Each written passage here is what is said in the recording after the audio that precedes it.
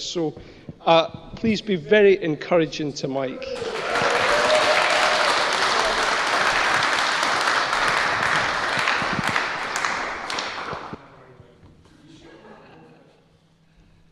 Hello. Right. My name is Mike Crosse, for those who don't know me. Oh, switched on. Right. That's better. Thank you. My name is Mike Crosse, for those who don't know me, and I'm 69 years old. I live in Camborne here in Cornwall with my lovely wife, Jane.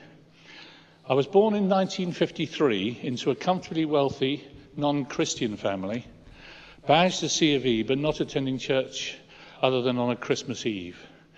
So I went to an all-boys open prep school, which required church attendance every Sunday. The school church was dark, the pews were hard, the old hymns were sung, it was rule-based preaching and a lot of rote Bible reading. Needless to say, I could not get away from the church quick enough at that stage. Public school and technical college quickly followed, and then on to a series of engineering jobs, which was then at the cutting edge of technology, as it was then, finally reaching a peak of worldly success in taking on the role of managing director of an engineering company within a technical group. Life was then very comfortable. I met my last girlfriend and first wife to be Jane during this time. After living together for a while, we bought a 2-up, 2-down end of terrace house in Guildford, and we decided we wanted children, and therefore for their sakes, we decided we should get married. Jane approached the church at the end of the road, and they agreed that we could get married there. This was when Jane's Christian journey began at St John's Stoke. I was supportive of Jane's journey, but still had not started on mine. I did attend church occasionally on an irregular basis, but only if I had nothing better to do at the time. My breakthrough came when we were asked to serve at the evening youth service by providing drinks and food after the service.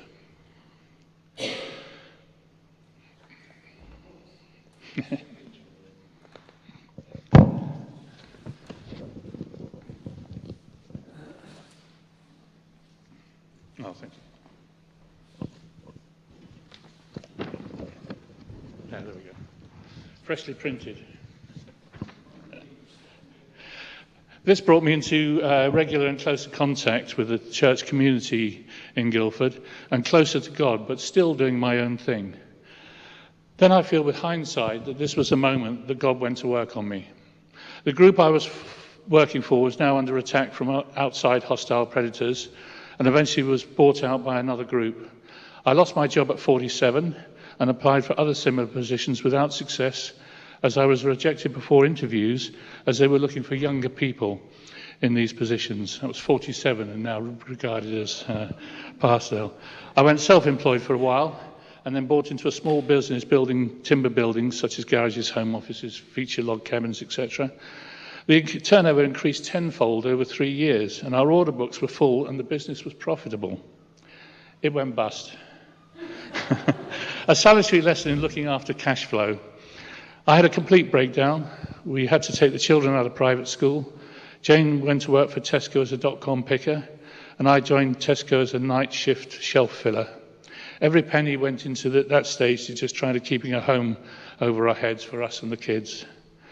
I was now suffering from clinical depression, extreme tiredness, physical pain, and kidney stones. I was at times working 7 nights a week, with no days off. I did that for about a year. Jane was a rock in keeping me and the family going, to her own detriment at the time. This was the start of a long, slow journey towards becoming a Christian. Pulled along and supported all the time by Jane. She was the rock that literally did pull me through. Jane got a good job at the National Trust. I then embarked on a management career at Tesco. I became more involved with the church and the church activities.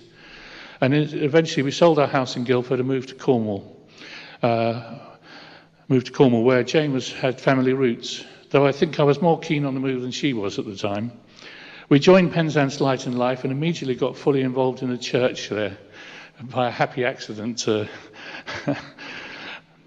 church here. It was there that I came to know God better, including his sense of humour. As we were struggling at Penzance to get things going, God actually worked in all the small things, and by the time I looked up from panicking, I suddenly realised that he had taken control at that point. Then God went to work on me again. March the 8th this year, I was diagnosed with high calcium levels.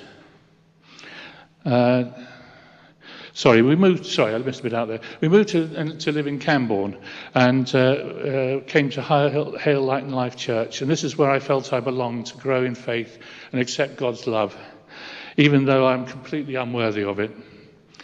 God then went to work on me again. March the 8th this year, I was diagnosed with high calcium levels in the blood and needed a minor operation to correct this. This operation was life-changing,